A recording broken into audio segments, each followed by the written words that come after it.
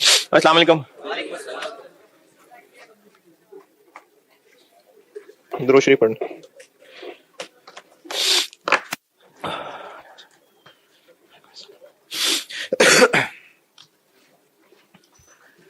Future का सवाल solve करने के लिए ना स्टेप्स बताता हूं, है जी। फ्यूचर कॉन्ट्रैक्ट को समझ नहीं आया, कोई बात नहीं, कोई बात नहीं, इट्स नॉर्मल। अच्छा चले मसाइल बताएं ताकि मैं वो ये अब बताते हुए उन सवालों का जवाब देता जाऊं जी। कॉस्ट को नहीं, बात कॉस्ट और रिसीट की नहीं है। बात यह है कि अगर असल स्पॉट मार्केट में हमें फायदा होगा तो फ्यूचर मार्केट में नुकसान होगा, असल में नुकसान होगा तो फ्यूचर मार्केट में फायदा होगा। तो ये इसको कॉस्ट और रिसीट क्यों कह रहे हैं? तो अगर पेमेंट का सवाल है फिर तो अगर रिसीट का सवाल है तो फिर उसमें भी फ्यूचर में लॉस हो सकता है। तो रिसीट के सवाल में फ्यूचर में लॉस भी हो सकता है, फ्यूचर में गेन भी हो सकता है। तो आप इसको रिसीट और पेमेंट से ना याद रखें। अगर फायदा है ओरिजिनल स्पॉट मार्केट में तो फ्यूचर में नुकसान होगा, असल में नुकसान है तो फ्यूचर में फायदा होगा। वो कैसे होगा वो प्रैक्टिस से कर लेते हैं। आप और सवाल पूछ रहे हैं जो पूछते हैं, मैं फिर उन सबके जवाब कवर करते बताता हूं। या समझ नहीं आ रहा, पूछें क्या? नहीं फिर भी कुछ तो एतराज होंगे ना, वो एतराज बताए ना। देखे ना, आपने एक चीज पढ़ी है और आपको उसको पढ़ने में ये वर्ड नहीं समझ आ रहा, ये वर्ड समझ नहीं आ रहा, ये वर्ड नजर नहीं आ रहा, लेकिन आंखें बंद करी कुछ नजर नहीं आ रहा, तो ये तो सही बात नहीं है ना। कोई सवाल होंगे ना। सेल और बाय का मिल जाएगा जवाब, और ठीक है मिल जाएगा जवाब, और ठीक है, और हाँ वो दोनों में सेम होगी, यानी सेल और बाय की जो डेट है वो बिल्कुल सेम होगी, इसलिए भी मिलेगा जवाब। हाँ जी, मोटिफिकेशन किस चीज की?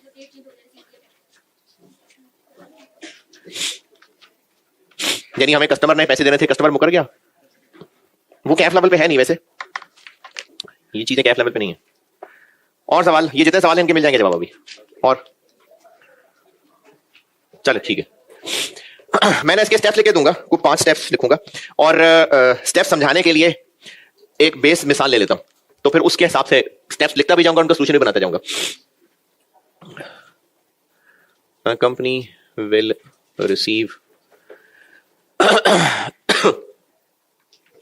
euro 238400 on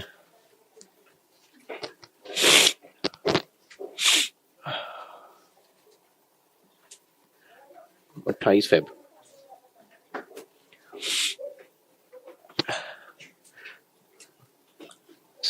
euro future contract size 25,000 euro.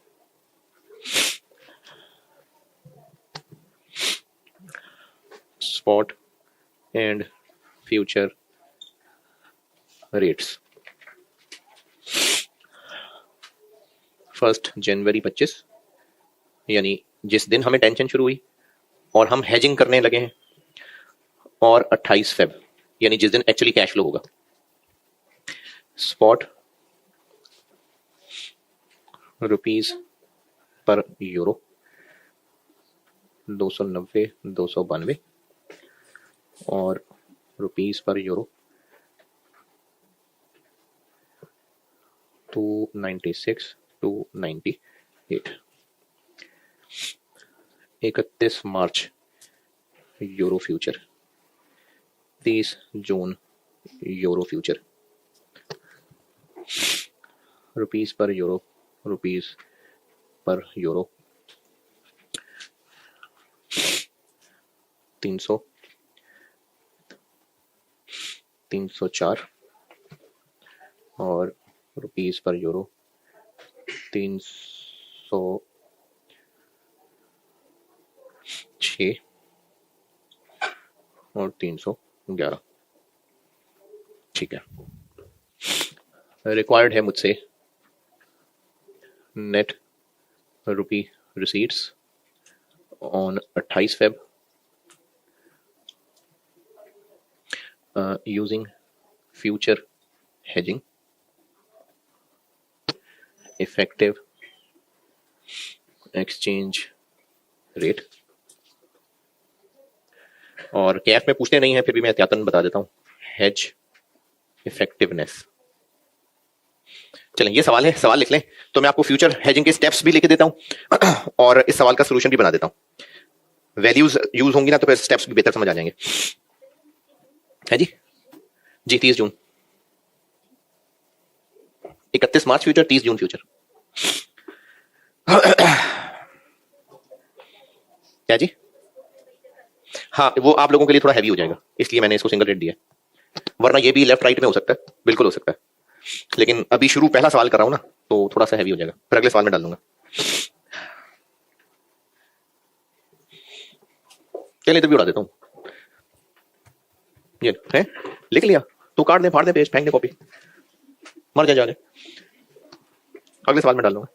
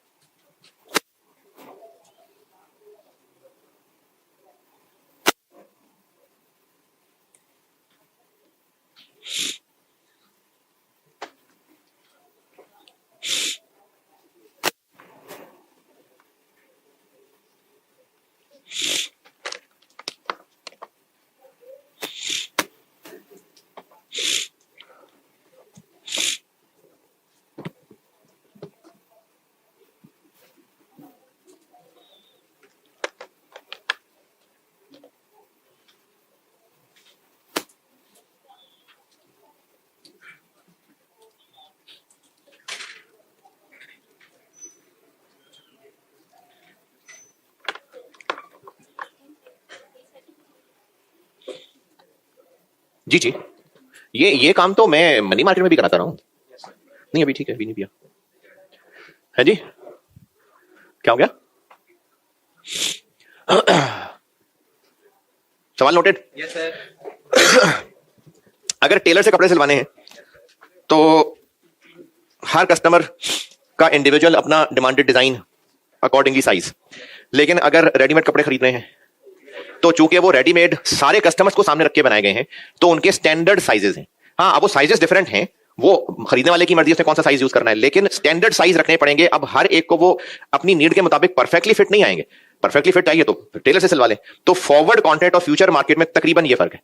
Forward contract के अंदर हम इंडिविजुअली बैंक के साथ जाके डील कर रहे हैं और वो किस दिन को सामने रख के हमें फॉरवर्ड रेट दे रहा है, जिस दिन हमने कैश फ्लो करना है, कितनी अमाउंट को सामने रख के फॉरवर्ड रेट दे रहा है, जितनी अमाउंट को हमने हेज करना है। ये है टेलर की मिसाल। और अगर रेडीमेड शॉप पे जा रहे हैं तो उसके जो साइजेस हैं वो सब स्टैंडर्ड मार्केट के हिसाब से हैं। तो फ्यूचर मार्केट क्योंकि मार्केट है तो वहां पर डेट और अमाउंट स्टैंडर्ड होती है। इसकी एक और मिसाल, अगर चेक से पैसे जिंदगी में कभी निकलवाए हैं तो उस पर आप अमाउंट 2437 रुपए भी लिख सकते हैं, वो आपको उतने ही चेक के अगेंस्ट कैश देगा। लेकिन एटीएम से पैसे निकालने हैं तो फिर 500 के मल्टीपल में निकालने पड़ेंगे क्योंकि वो मशीन के अंदर उसके हिसाब से नोट रख रहे होंगे। तो फ्यूचर मार्केट मार्केट है चूंकि, तो उसमें अमाउंट भी और डेट भी स्टैंडर्डाइज्ड होती है, हमें उसी में गुजारा चलाना पड़ेगा। तो फ्यूचर की हेजिंग करने के लिए स्टेप 1 ये होता है कि चूंकि मल्टीपल डेट्स वाले अवेलेबल हैं तो हमें कौन सी डेट वाला कॉन्ट्रैक्ट चेक करना है जाके, विच कॉन्ट्रैक्ट।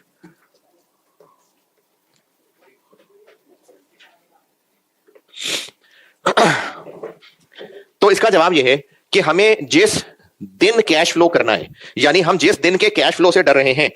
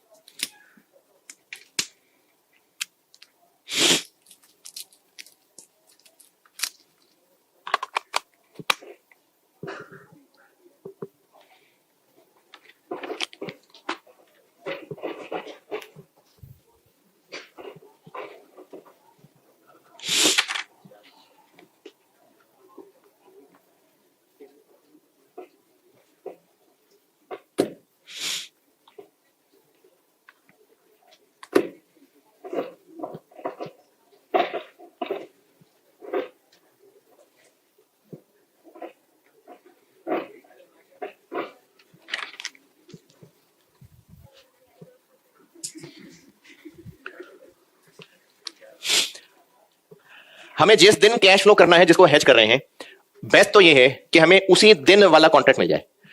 और अगर उस दिन वाला कॉन्ट्रैक्ट नहीं मिल रहा तो जो उस दिन तक स्टिल वैलिड हो वो लेना है, या जो से पहले खत्म हो चुका है वो लेना है? जो स्टिल वैलिड है। जैसे अगर जो हमारे साइज के कपड़े हैं वो नहीं मिल रहे तो छोटा साइज ले लें, बड़ा साइज ले लेना, क्योंकि छोटा साइज तो वो तो रहा ही नहीं काम का। और सीए चूंकि गरीब का बच्चा करने आता है, तो आपने जो बचपन में कपड़े अम्मी अब्बू ने खरीद के दिए हैं वो बड़े साइज के कपड़े हैं, ताकि 3-4 साल कम से कम पूरे आ सकें। तो हमें जिस दिन के कैश फ्लो को हेज करना है, अगर उस दिन की मैच्योरिटी वाला, उस दिन की एक्सपायरी वाला कॉन्ट्रैक्ट मिल गया, कॉन्ट्रैक्ट कह रहा हूं उस वादे को। फ्यूचर मार्केट में ना बस वादे हैं, हमने जाके बस वादे खरीदने बेचने के वादे करने हैं। असल में कुछ वहां पर खरीदा बेचा नहीं जा रहा, सिर्फ खरीदने बेचने के वादे हो रहे हैं, सिर्फ कॉन्ट्रैक्ट्स हो रहे हैं। तो वो कॉन्ट्रैक्ट जिसकी एक्सपायरी परफेक्ट क्या है, जिस दिन हमारा कैश फ्लो होना है वो एक्सपायरी मिल जाए तो वो वाला कॉन्ट्रैक्ट ले लेंगे। और अगर साइज नहीं मिल रहा तो थोड़ा बड़ा साइज ले लेंगे, बहुत बड़ा साइज जो हमारे से नियरेस्ट बड़ा साइज है। तो अगर तो हमें मिल गई वो वाली डेट,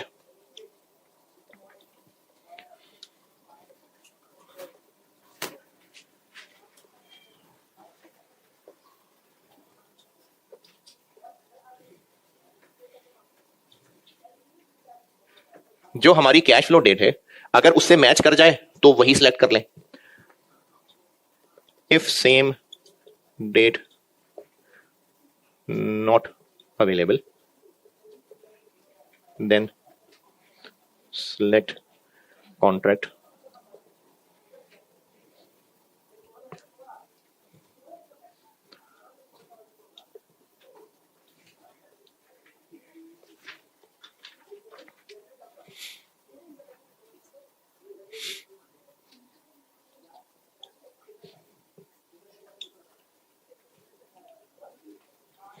तो फिर हमारी कैश फ्लो डेट जो बाद वाला है, ये स्टेप 1 है। और मैं स्टेप के साथ साथ ना इस सवाल का सलूशन भी करता जाता हूं, वो मैं लाल डब्बे में सलूशन करता जाऊंगा। तो इस सवाल का सलूशन क्या बना, हम कौन सा वाला फ्यूचर लें? हमने करनी है 28 फरवरी की दिन कैश फ्लो, तो उसके लिए हमारा साइज नहीं मिल रहा, तो ये दोनों ही साइज हमारे वाले रिक्वायरमेंट से बड़े हैं। तो कौन सा वाला साइज लें? जो जस्ट थोड़ा सा बड़ा है, 31 मार्च वाला। तो इस सवाल का सलूशन बनेगा कि हम 31 मार्च मेच्योरिटी वाला यूरो फ्यूचर लेंगे। ये हमारे काम का है। ये हो गया स्टेप 1। स्टेप 2 ये है कि हमने फ्यूचर मार्केट में ना 2 दफा जाना है और दोनों दफा जाकर अपोजिट वादे करने हैं। शुरू में अगर सेल का वादा किया है तो जब दोबारा, अच्छा इस सवाल में हमने 2 दफा कब कब जाना है? 1 जनवरी को जाना है जिस दिन हेज कर रहे हैं, और उसके बाद फाइनली जब कैश फ्लो होगा तो 2 दफा जाना है, और दोनों दफा जाकर हमने अपोजिट वादे करने हैं, तभी तो नेट गेन या लॉस होगा। तो आज जाकर बाय का वादा और कल सेल का वादा करना है, या आज जाकर सेल का वादा और कल बाय का वादा करना है। इसको मैं कह देता हूं टाइप ऑफ कॉन्ट्रैक्ट, यानी हमने करना क्या है। तो इसका जवाब है, अगर रिसीट का सवाल है, अच्छा जुए की मार्केट में वो क्रिकेटर ने जुआ किस चीज पे लगाया था? यानी जिस काम से वो डर रहा था, जिस काम से वो डर रहा था उसी का ही जुआ खेला था। तो हम किस बात से डर रहे हैं? हमें यूरो मिलेगा तो हम बेचेंगे, तो हम बेचने से डर रहे हैं ना, तो हम आज जाकर बेचने का जुआ खेलेंगे। Sell now buy later. अगर रिसीट का सवाल है तो सेल बाय करना है, और अगर पेमेंट का सवाल है तो कल को हमने यूरो पे करने होते तो डर किस बात से रहे होते? जब यूरो खरीदने जाते तो पता नहीं क्या रेट मिलेगा, तो किस चीज से डर रहे होते? खरीदने से। तो हम उसी चीज में ही जुआ खेलते। Buy now sell later. Receipt का सवाल है तो सेल बाय, और पेमेंट का सवाल है तो बाय सेल। तो बाय और सेल का फैसला ऐसे होगा। तीसरा काम,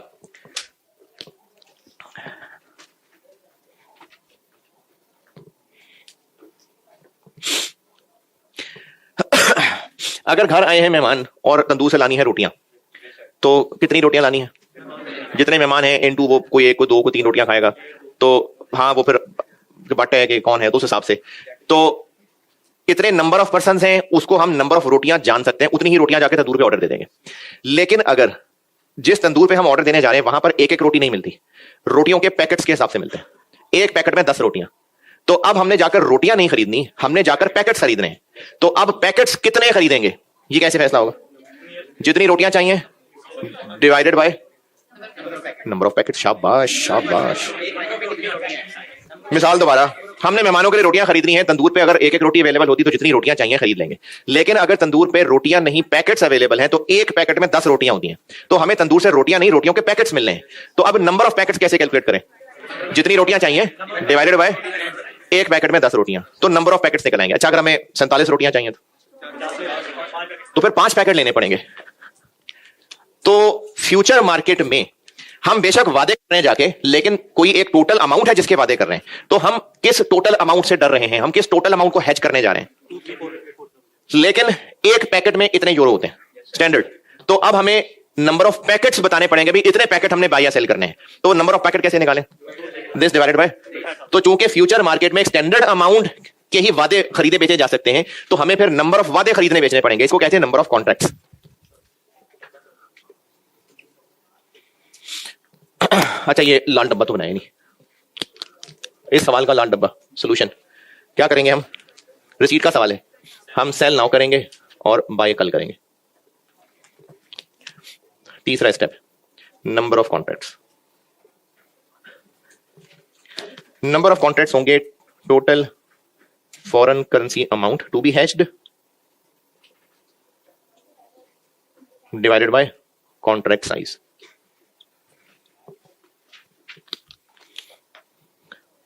और इस सवाल का सॉल्यूशन लाल डब्बे में, नंबर ऑफ कॉन्ट्रैक्ट्स कितने निकलेंगे? 238400 डिवाइडेड बाय जी 9.54 चले, तो हमें फिर 10 पैकेट लेने पड़ेंगे। अच्छा, इसमें ना सिंपल राउंडिंग ऑफ है, यानी अगर 9.2 आ जाता तो फिर 9 कर लेते। अब इसमें वो मिसाल थी रोटियों वाली, अब ये मसला नहीं कि 2 बंदे भूखे रह जाएंगे, कोई बात नहीं। इसमें हमने सिंपल राउंडिंग ऑफ करनी है। अगर 9.2 आ रहा है तो वो राउंड ऑफ करके 9 होगा। राउंडिंग ऑफ आधे से कम है तो आगे 10 कॉन्ट्रैक्ट्स। तो फ्यूचर मार्केट में हम जाएंगे और जाकर हम आज यानी 1 जनवरी को कहेंगे कि हमें 10 कॉन्ट्रैक्ट्स सेल करने हैं, 31 मार्च मैच्योरिटी वाले। हमारे इस एक्शन का मतलब यह है कि हम फ्यूचर मार्केट में जाकर वादा करके आ रहे हैं कि जब 31 मार्च का दिन आएगा तो हम 25-25 हजार यूरो वाले 10 कॉन्ट्रैक्ट्स की जितनी अमाउंट बनती है उतने यूरो बेचेंगे आगे। हम ये वादा किस दिन करने गए हैं? 1 जनवरी। अब जब हम फ्यूचर मार्केट में गए हैं ना, तो उस वहां के ब्रोकर ने कहा कि रेट आज ये चल रहा है मार्केट में, ये उस फ्यूचर मार्केट में उस दिन ये रेट चल रहा था। तो अब हमने 300 रुपए प्राइस वाला 31 मार्च यूरो फ्यूचर सेल किया है। इस बात का मतलब है कि हम वादा कर आए हैं किस दिन? 1 जनवरी को, कि जब 31 मार्च का दिन आएगा तो हम 300 रुपए के रेट पे 25-25 हजार वाले 10 यानी 250,000 यूरो बेचेंगे। ये हमारा सिस्टम में एक वादा रजिस्टर हो गया। उसके बाद 28 फरवरी आ जाएगी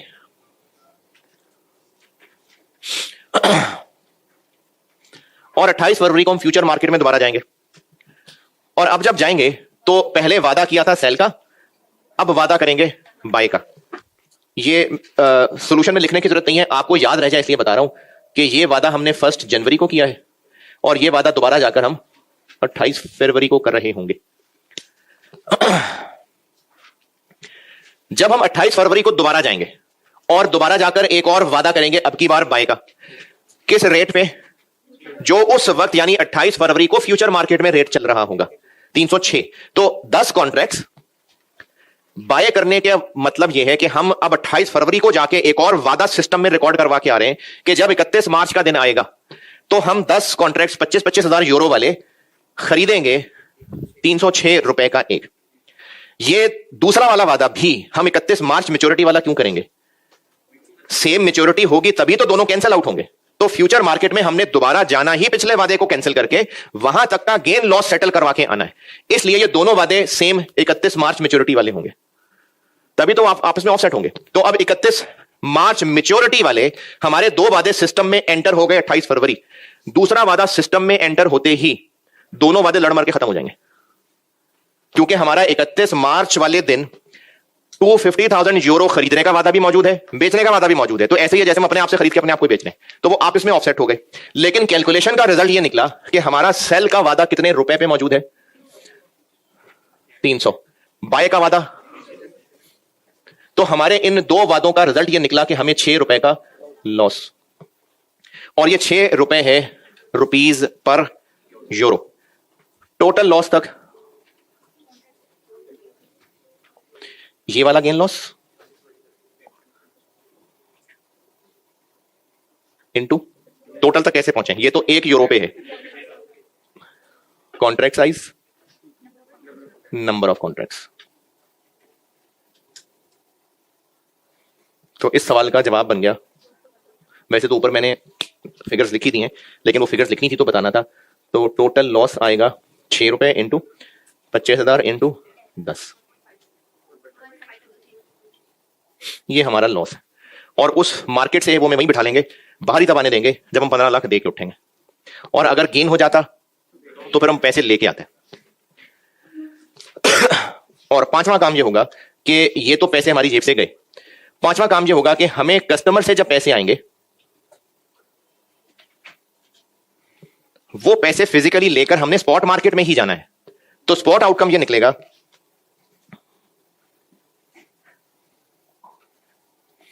कि स्पॉट रेट पे क्या बनता है। तो इसका लाल डब्बे का आंसर ये बन गया 238,400। 28 फरवरी को स्पॉट रेट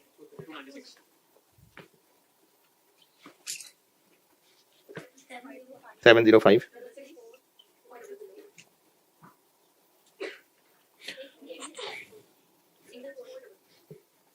70566 400। ये हो गए 5 स्टेप्स। अब इन 5 स्टेप्स से जो रिजल्ट निकला है उससे इन तीनों रिक्वायरमेंट का आंसर बनेगा। तीसरी के लिए खैर एक और काम भी करना पड़ेगा। तो ये 5 स्टेप्स और उनका रिजल्ट लिख लें, फिर जो रिक्वायरमेंट पूछी है उसका इनसे आंसर निकाल के देता हूं जी। नहीं होगा ना, नहीं होगा। उस मार्केट के अंदर कॉन्ट्रैक्ट साइज वही है उस करेंसी का, उसी साइज वाले ही कॉन्ट्रैक्ट्स रहते हैं। और ये 31 मार्च और 30 जून की क्यों है, 30 अप्रैल भी हो सकता था। सवाल में मैंने ये 2 मिसालें रखी हैं, लेकिन होगी कोई ना कोई स्टैंडर्डाइज्ड मैच्योरिटी डेट।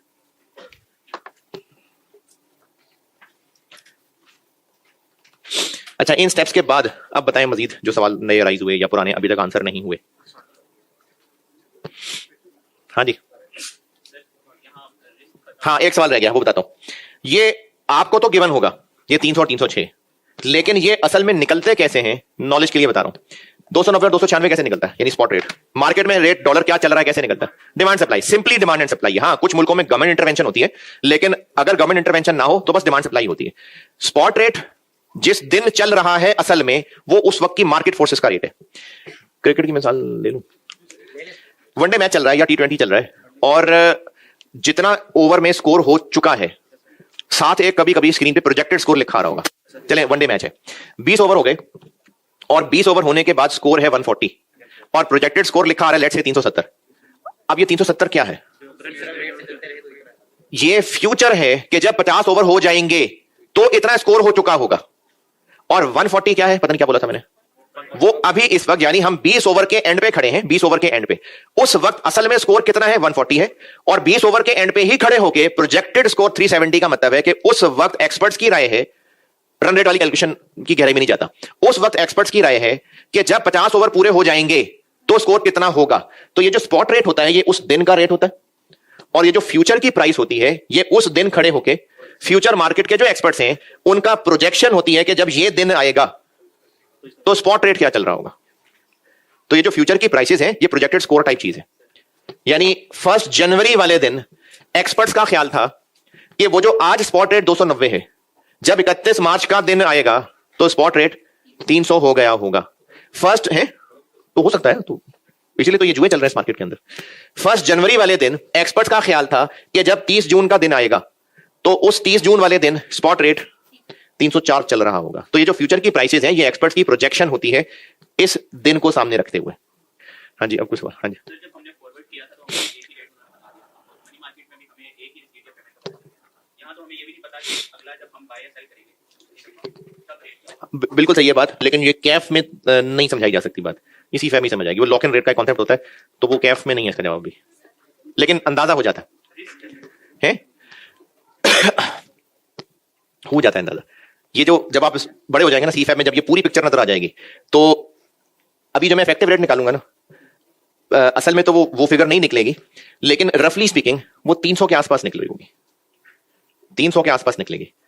इसमें मिसमैचिंग है, डेट हमारी 28 फरवरी वाली नहीं मिल रही, नंबर ऑफ कॉन्ट्रैक्ट हमें राउंड ऑफ करने पड़े, इसलिए मिसमैच की वजह से डिफरेंस क्रिएट हो जाएगा। वरना अगर इतनी मिसमैचिंग ना होती, हमें 28 फरवरी की डेट वाला ही मिल जाता और राउंड ऑफ भी ना करना पड़ता, डिवाइड करके पूरा पूरा 9 आंसर आ रहा होता, तो एग्जैक्टली इफेक्टिव एक्सचेंज रेट 300 रुपए आता। तो ये मैंने आपको सीफैब की ऊंची बात बताई है, इसलिए फौरन छोड़ दें इसको जी। हाँ, तो तभी तो देखो ना, ये 300 रुपए से चेंज होकर 306 हो गया, हालात चेंज हो गए तो एक्सपर्ट्स की राय भी चेंज हो गई। है ये 300 और 306 किस चीज का अंदाजा कि 31 मार्च वाले दिन ये एक्सचेंज रेट चल रहा होगा। है ये दोनों 31 मार्च, 50 ओवर एंड के स्कोर है, लेकिन ये 20 ओवर के बाद था, वो 25 ओवर के बाद, तो हालात के बाद ये अंदाजा बदल सकता है। तो उसी अंदाजे के बदलने में तो हम जुआ खेल रहे हैं। तो इस सवाल में ये 5 स्टेप्स करने के बाद जो रिक्वायरमेंट है उसका आंसर ऐसे बनेगा। ये नोटेड।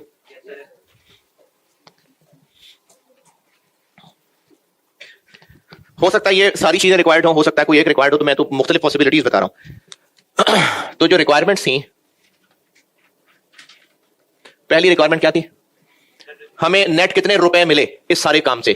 तो स्पॉट मार्केट से हम लेके आए 70, 566, 400, और फ्यूचर हम लेके आ रहे हैं, और फ्यूचर मार्केट में भी अगर गेन हो जाता तो वहां से भी रुपए मिलते, लॉस हो रहा है तो वो रुपए जा रहे हैं जेब से। तो नेट हमारी ये सारी मेहनत के बाद हाथ में आए 69।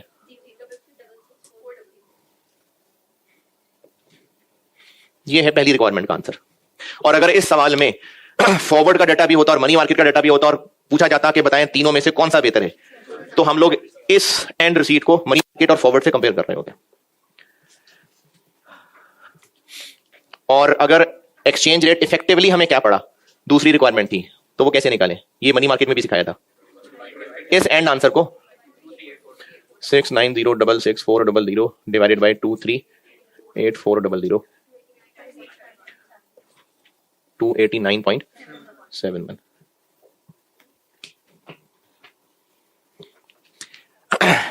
हेज इफेक्टिवनेस, ये अब शायद आपको वो जो ओरिजिनली साइंस बताई थी वो शायद अब समझ आए। अगर हम ये हेजिंग ना करते, अगर हम ये फ्यूचर वाली हेजिंग ना करते, तो 2 महीने के इंतजार की वजह से हमें क्या फायदा या क्या नुकसान होता। किसको कंपेयर करेंगे, स्पॉट को। स्पॉट को अगर हम हेजिंग में ना जाते, वैसे ही 2 महीने गुजरने के बाद सबर का फल मिलता, तो 290 की बजाय हमें तो 6 रुपए का फायदा हुआ है स्पॉट के अंदर। यानी अगर हेजिंग ना करें तो जो ओरिजिनल सिचुएशन थी उसमें 6 रुपए का गेन हुआ है। तो गेन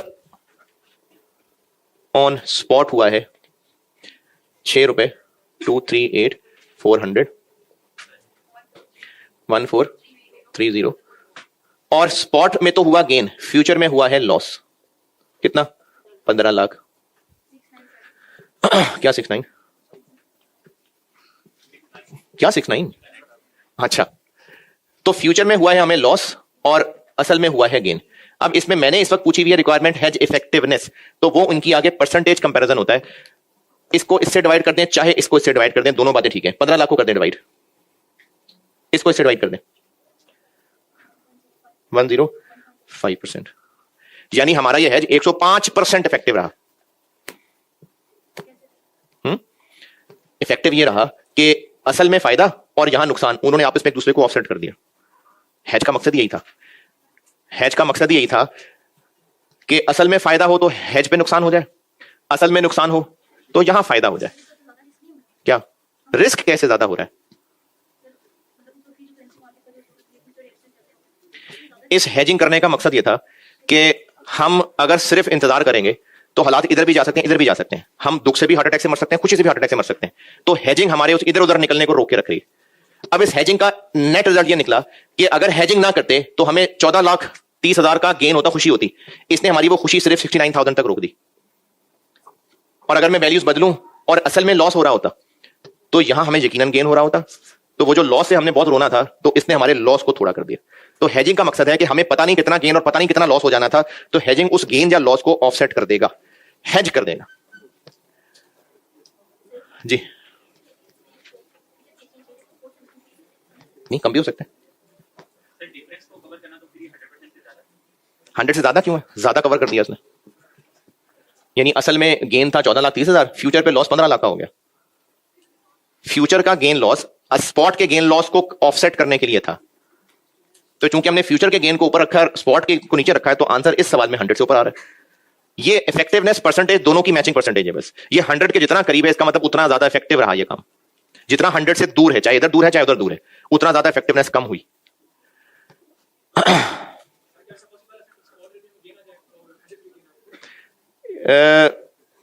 अगर मार्केट नॉर्मली जैसे मूव करती है वैसे ही करे तो ऐसा नहीं हो सकता। लेकिन अगर कुछ अचानक अनइवन हो जाए तो हो सकता है कि दोनों जगह गेन हो जाए, दोनों जगह लॉस हो जाए। नॉर्मल हालात में ऐसा नहीं होता है जी। रिस्क कैसे नहीं खत्म हुआ? नॉर्मल हालात में ये दोनों एक दूसरे को ऑफसेट ही कर रहे होते हैं जी। देखें, इन लोगों ने अपने मुल्क के हालात देख के ही ये सब गेस किए थे ना। तो अगर मुल्क या दुनिया के हालात में अचानक कुछ ऐसा चेंज आ गया जो एक्सपर्ट्स ने सोचा ही नहीं था।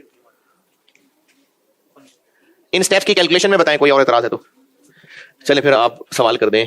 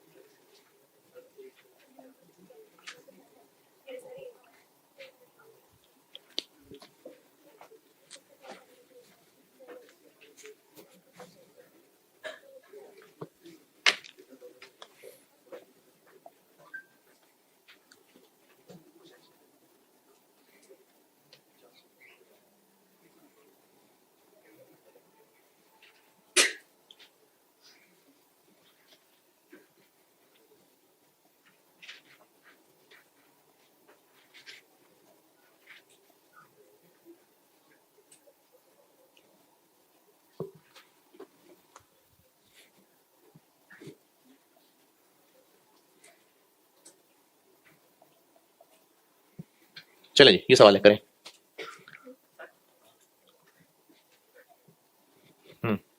जी 6 कैसे आया? यहां 290 और 296 लिखा हुआ था, तो यूरो का रेट 6 रुपए और बढ़ गया। आज 1 जनवरी थी और हम डर रहे थे 28 फरवरी की डेट से। हेजिंग ना करते तो स्पॉट मार्केट में जो मूवमेंट हुई उससे हमें फायदा हुआ कि नुकसान हुआ? 6 रुपए का फायदा हुआ, क्योंकि रेट 290 से बढ़ के 296 तक चला गया। हाँ, तो स्पॉट मार्केट में 6 रुपए का रेट और बढ़ गया, तो हमें कस्टमर से पैसे आने थे और ज्यादा आ गए, तो 6 रुपए पर यूरो फायदा हो गया। जी 5%? 5 नहीं, 105। अगर इसका आंसर 100% आता तो इसका मतलब होता फ्यूचर की हेजिंग ने एग्जैक्टली ऑफसेट कर दिया स्पॉट के रिजल्ट को। 100 से जितना डिफरेंट होगा, चाहे वो 100 से नीचे हो चाहे वो 100 से ऊपर चला जाए, यानी फ्यूचर का जो रिजल्ट था उसने असल को पूरा पूरा मैच नहीं किया।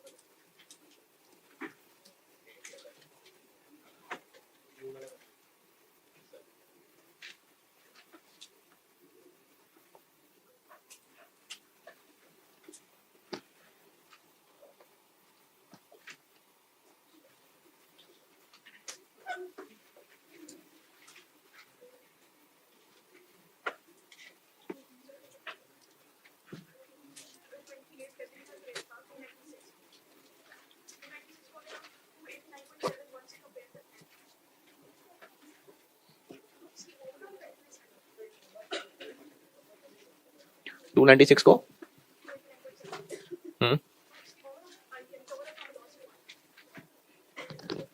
नहीं, इनका कंपैरिजन बनता नहीं है।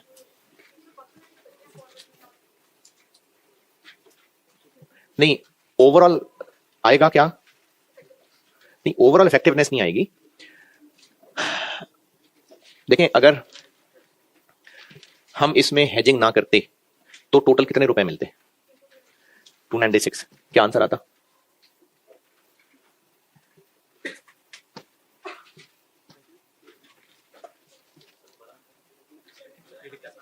हाँ, सोल्यूशन बना, ये लाल डब्बे बनाने बस आपने। हाँ, स्टेप का नाम जरूर लिख देना, आपको अपने भी फायदा होगा जी। ज्यादा पैसे मिलते हैं ना, तो फ्यूचर हेजिंग की वजह से कम मिले पैसे हमें, तो इसलिए इफेक्टिव रेट उस दिन के स्पॉट से कम आ रहा है। लेकिन हम इनको आपस में कोई परसेंटेज निकाल के कोई ओवरऑल इफेक्टिवनेस जैसी कोई चीज नहीं कह रहे। जो पहले मनी मार्केट में भी करते रहे हैं अगर, तो वो जस्ट एक कंपैरिजन था कि हमें हेजिंग का फायदा हुआ कि नुकसान हुआ। तो यहां पर हमें हेजिंग का एंड नुकसान इसलिए हुआ कि अगर हेजिंग ना कराते तो ज्यादा पैसे मिलते, हेजिंग से थोड़े मिले। लेकिन हेजिंग का मकसद कम ज्यादा पैसे लेना नहीं होता, रिस्क को खत्म करना होता। पता नहीं, मुझे नहीं पता नंबर ऑफ कॉन्ट्रैक्ट, तो 5 कर ले।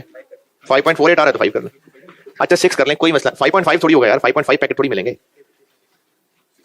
या 5 कर लें या 6 कर लें, कोई बड़ा मसला नहीं है।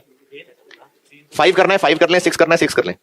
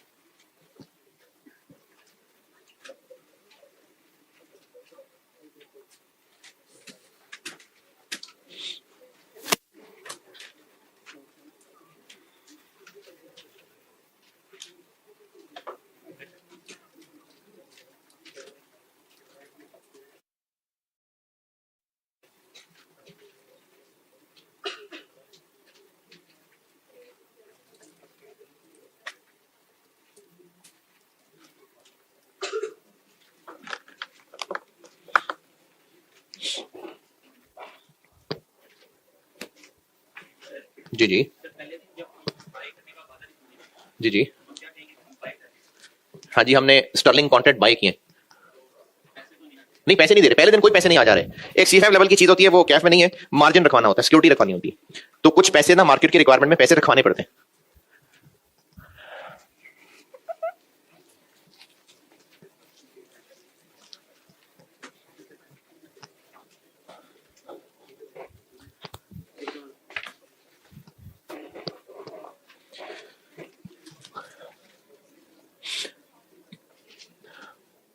और आप स्टेप 1 और स्टेप 2 दोनों इकट्ठे भी कर सकते हैं सोल्यूशन में।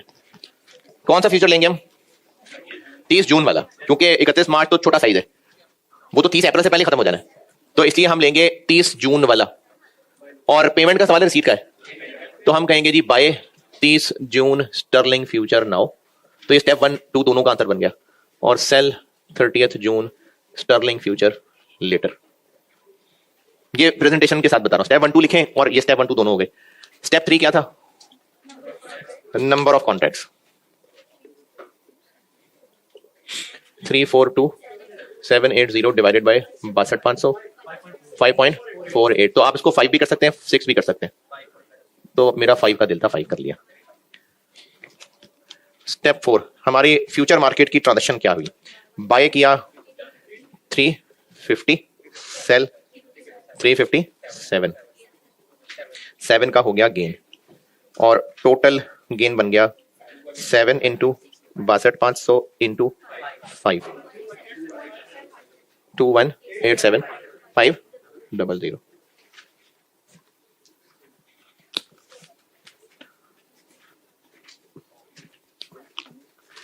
स्टेप 5 ये हुआ कि हम स्पॉट मार्केट में लेके जब स्टर्लिंग खरीदेंगे जाके, तो हमें तब मार्केट से स्टर्लिंग कितने का मिलेगा?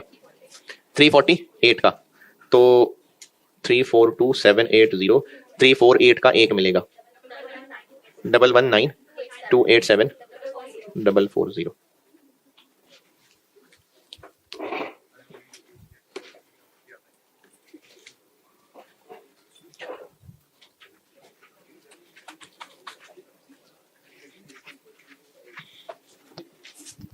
और इन 5 स्टेप्स के बाद जो रिजल्ट मिल गया, तो जो रिक्वायरमेंट थी,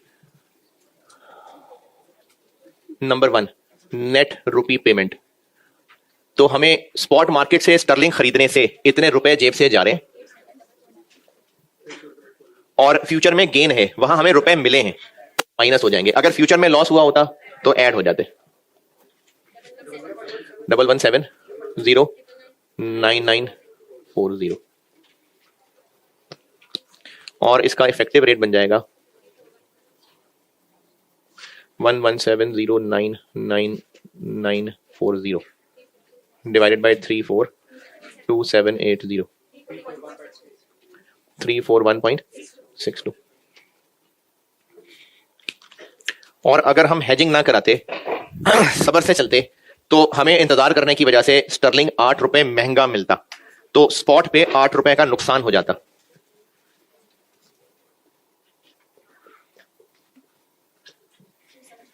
टू 2742240 तो हमें इतना होता नुकसान, और इसकी कंपनसेशन के लिए फ्यूचर में हुआ गेन 2187500। तो इफेक्टिवनेस 70।